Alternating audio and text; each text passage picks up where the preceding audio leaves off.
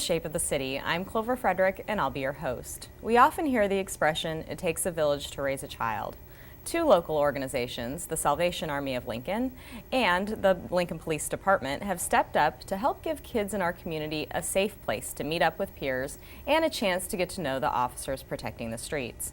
Joining me today is Stanford Bradley from the Salvation Army and Captain Jason Stille from LPD. Thank you both for joining me today. Thanks for having us. Now let's start with Stanford. Tell me a little bit about the youth programs at the Salvation Army of Lincoln. Well, we have our traditional things that we've had for years. First off, the Salvation Army is a church before anything, so we always have church every Sunday morning. And then we have our after-school program, which is a staple in our community. We've done it for over 50 years in the same location. We have our food basket program where people who are low on food can come down and get a food basket. And we also have our heat share program where if you're running low and you need a utility paid, we don't want you to get shut off, come down and you can get some help from us. Great. What are some of the goals of your programming there? Our basic goal is to make sure that the needs for the community are met, as best as possible. So making sure the kids, when they come in, they have access to homework help and they're able to get their homework done and return it to school the next day, and make sure that all of our kids are on track to be successful in life. Very good. Now, either of you, could you answer for me, describe Shields United, what that program is and how it got started? Well, Shields Unite is a program partnership with the Lincoln Police Department and actually the City of Lincoln and Salvation Army, where we get kids engaged in activities that also have police officers in those same activities.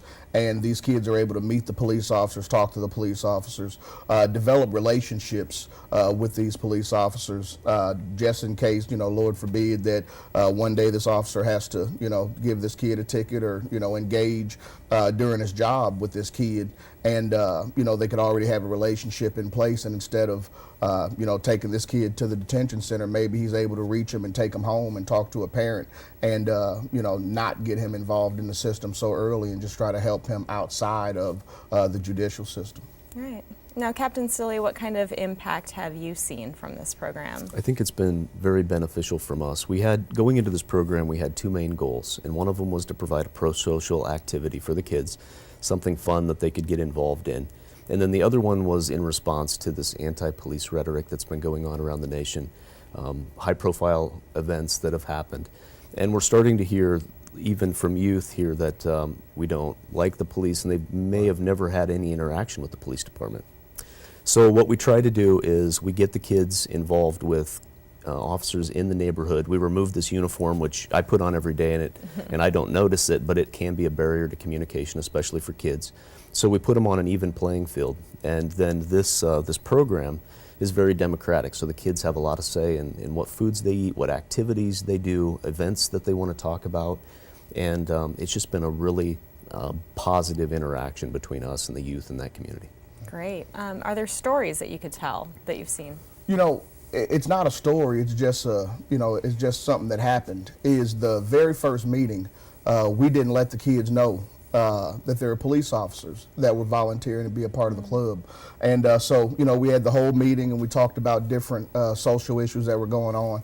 And, one of them was, the police shootings and things like that. And the kids, the comments that they made, were, I don't know if I would like an officer, if I met him, I don't know what I would say to him. I don't know what type of relationship I would ever be able to have with a police officer.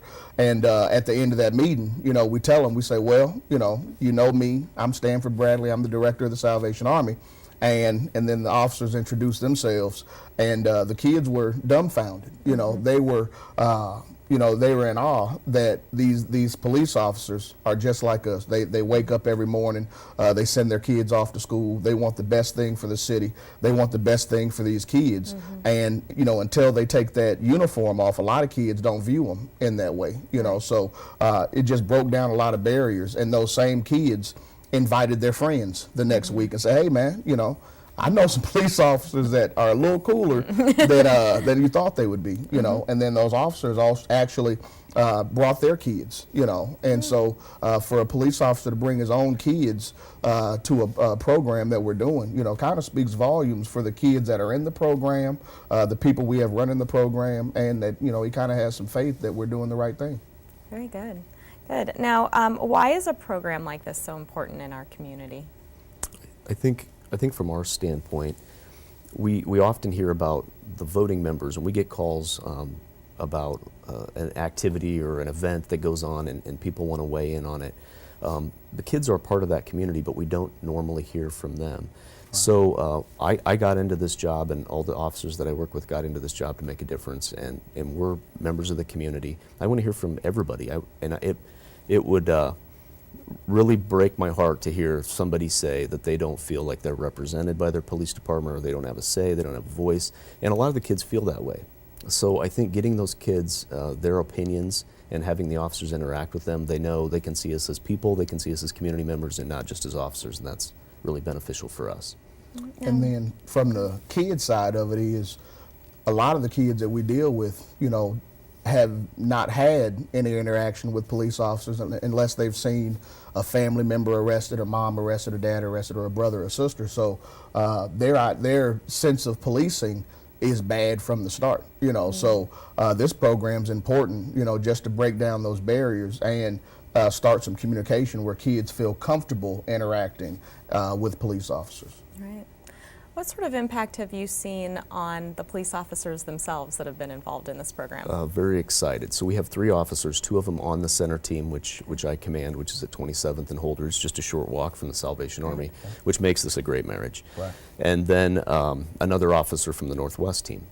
And I hear about, they'll come in and they'll share pictures that they've taken, or, you know, talk about the activities.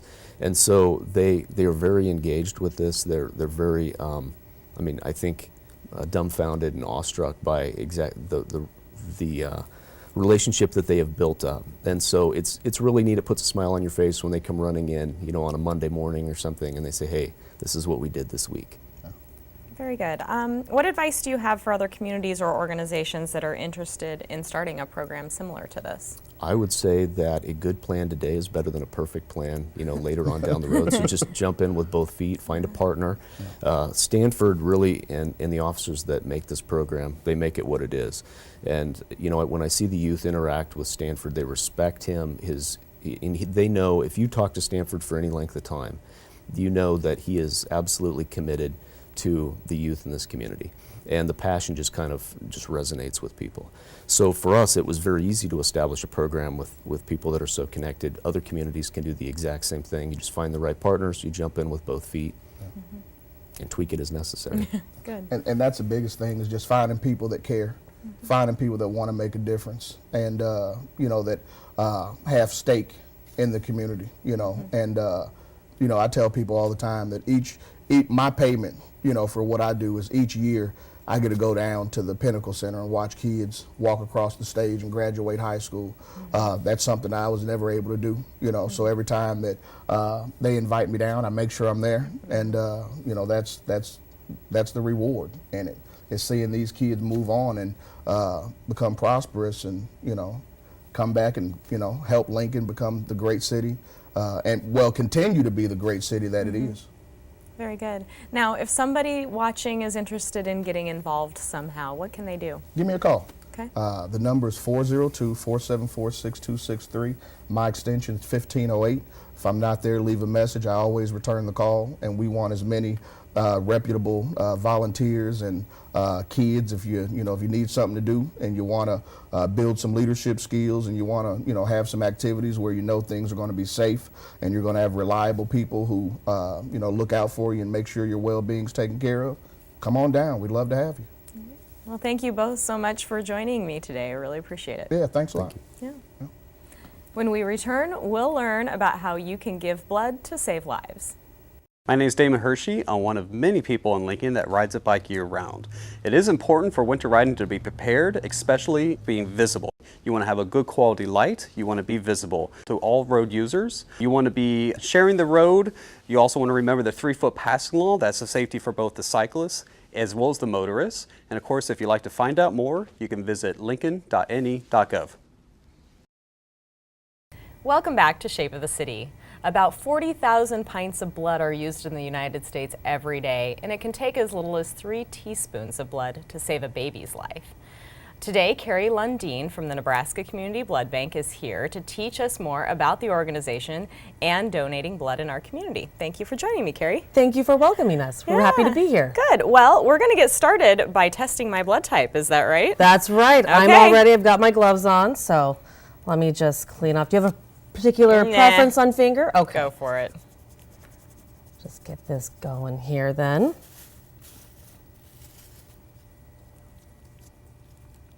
Now we do use just a lancet that they use on babies in the hospital, so it's not a big needle at all. Didn't hurt, if anybody's wondering. Flip you over here, and I just need a few droplets of blood in each of these troughs here.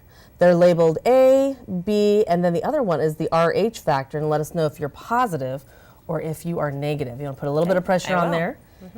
Over here is a Band-Aid for you. Okay.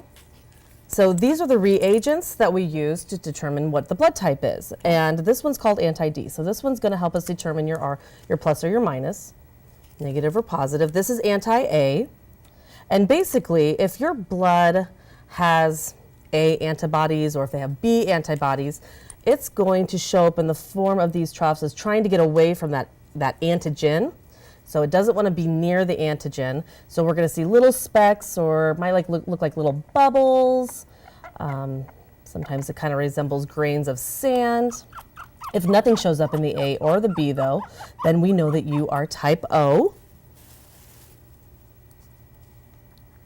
And same thing for the RH factor. If we start to see separation, then we can tell that you have a positive RH factor.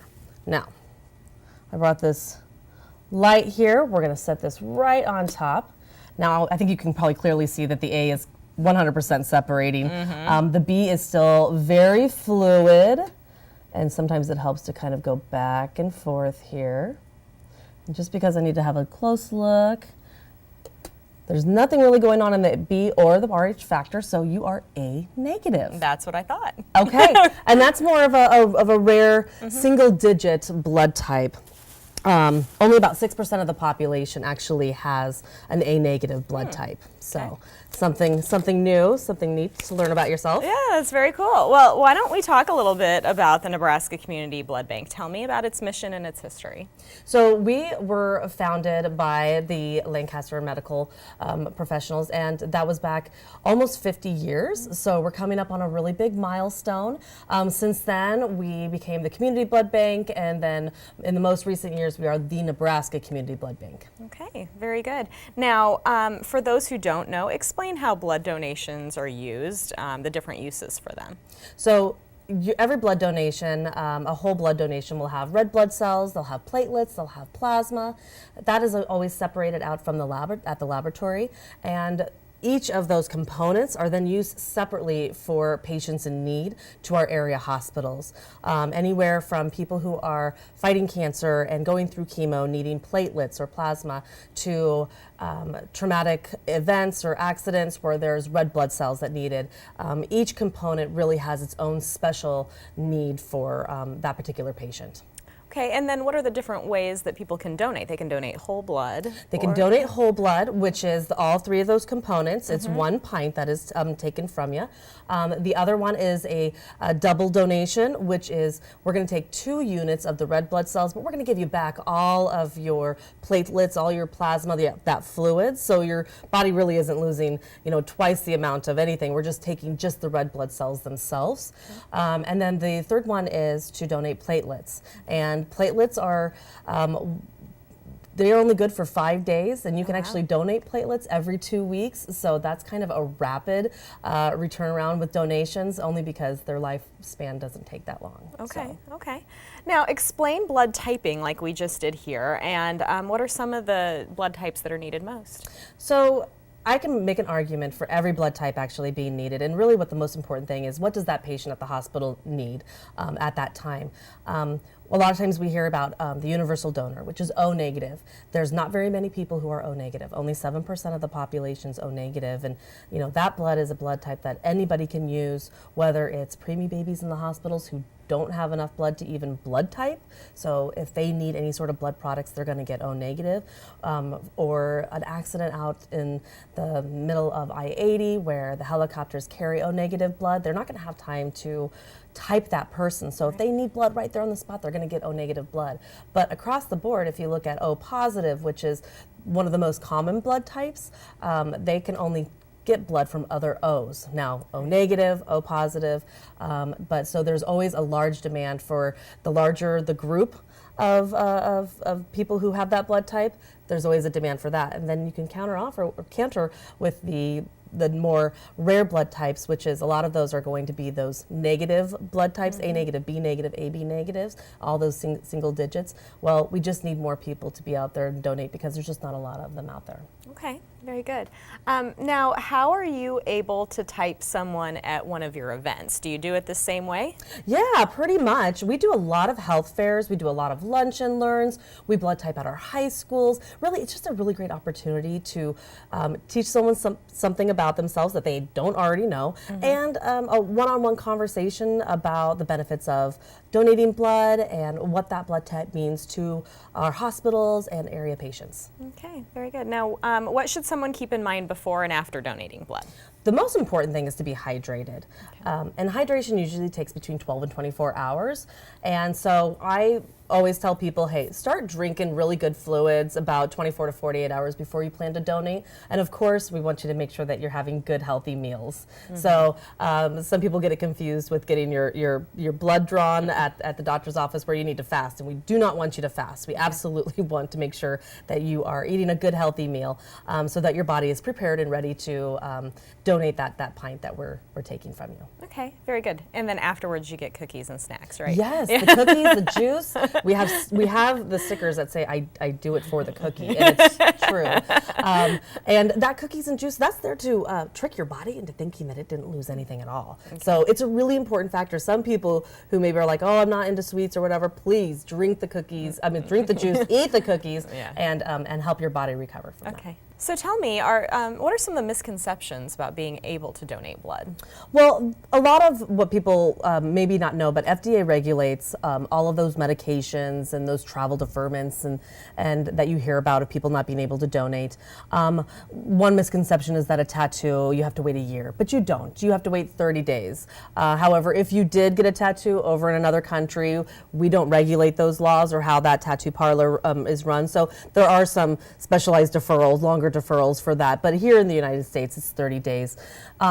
Again, people who maybe couldn't donate 5 years ago, even 10 years ago because of an FDA regulation, the FDA does update and change regulations, especially with medication. So it's always great to have them call into that office at 486-9414 and ask, I'm on these medications, can I donate, am I eligible?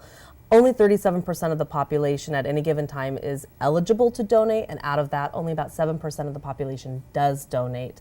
So we would like to, anybody that can have the opportunity to, but thinks maybe they can't, we just would like them to call and ask. Okay. Now, coming up in January and February, it sounds like you have a lot of events. Yeah, January is National Blood Donor Month, so it's a really important month to honor all blood donors and recipients.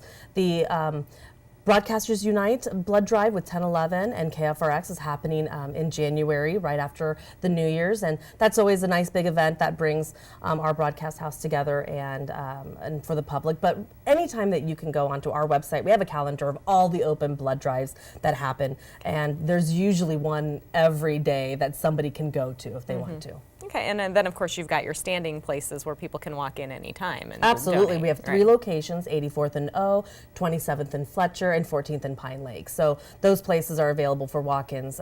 They have differing times depending on early morning hours and late evening hours on different days, so be sure to check that out on the website also. Okay, very good. Now, how can viewers find out? Oh, we just covered that, where they can find out about those events. So I'm guessing on your website, and is there a number to call? Yeah, if you call our 402 212-486-9414. Our call center people, they have all the information to all the open blood drives, and they can look in your area, in your neighborhood, or whatever most convenient for you. Okay, and your website again? www.ncbb.org. Okay, very good. Well, thank you so much You're for coming welcome. today. Thank This you was for fun. inviting us. Yeah. Stay tuned for some tips on safely navigating wintry terrain. Every 2 seconds, someone special needs blood. A friend, a family member, a coworker. Someday, it could be you. In fact, right now, patients in local hospitals are relying on Nebraska Community Blood Bank to be there with the blood they need to survive. And that means we're relying on you to step up and make a life-saving difference. Make a date to help save a life. Call 877-486-9414 or visit ncbb.org today. What if you could add 5 years to your child's life and make your whole family healthier with simple changes? Partnership for Healthy Lincoln wants to help you and your family live longer, healthier lives. It's easier than you think. Take the dog for a walk, play more and text a little less. Swap out a soda for water once a day. Keep fruits and veggies handy for snacking. For more ideas, visit healthylincoln.org. I'm Sharon Cheney with Aging Partners here in Lincoln, and wanted to talk just a little bit about winter walking and getting out in the winter, still continuing your exercise program, but without the fear of falling. Okay, so we've got a few props. We'll show you a couple of things. We have this cane with the attachment that just snaps off like that, and then they put this right there when you're not using them. It just folds right back up like that, and so that's a nice addition to your cane for safety. If you're going out and you think it might be slick, have this in your car. It's just a bottle with a fairly large opening that you can keep sand or ice melt or something in it, so when you get out, you can kind of sprinkle it around till you get the feel of the ground beneath your feet. Have you ever stepped out of your car and there, whoops, and then there you are sitting on your rear end? So that might help you with that. We've also got shoe grippers on the bottom. Yak's Trax is, I'm not promoting anything, this was just a brand that will fit over your shoe. And then leave these shoes right by the doorway because they can be slick in your house on wood floors. Also, you may want to think about how we walk. You know, some of us, we just walk real stiff and everything. Have you ever noticed penguins walk? They're always so fun. They always kind of like, they walk like this with their, their legs out like that, and then they just kind of waddle. But when we think of humans, we need to keep our knees a little soft and just walk slow enough, give yourself a wider base, and there you are. Some other options, we were talking about mall walking. Gateway is a wonderful place to walk because it's all indoors. Be careful coming in and out because as you step off some of those rugs, be sure that it's not slippery there. But you can also come, Aging Partners has a wellness facility, has exercise bikes, has treadmills, all sorts of activities that you can partake in. And also just think of a big grocery store. You can walk in a big grocery store. If you're out there buying things for your home, may as well just walk a few extra laps and then you're done. If you have your druthers and you don't have to be out, and there's no place you really need to get to, just hold on till the streets are cleaned a little bit more. Just kind of, kick back, walk through your own house. If you've got stairs, you can walk up and down them, you can walk around. And like I say, you might feel like you're kind of funny, but it does get you out of that chair and get you moving again right in your own home. What we want you to do is stay safe and stay happy during this holiday season and all through the winter. Just stay safe. Thank you. Shape of the City is dedicated to helping Lincoln stay informed of health and wellness topics and events. Visit our calendar at lincoln.ne.gov, keyword 10health. If you'd like to see your event covered, email us at 10healthlincoln@gmail.com. Thank you for watching. Until next time, get active, eat healthy, and stay informed.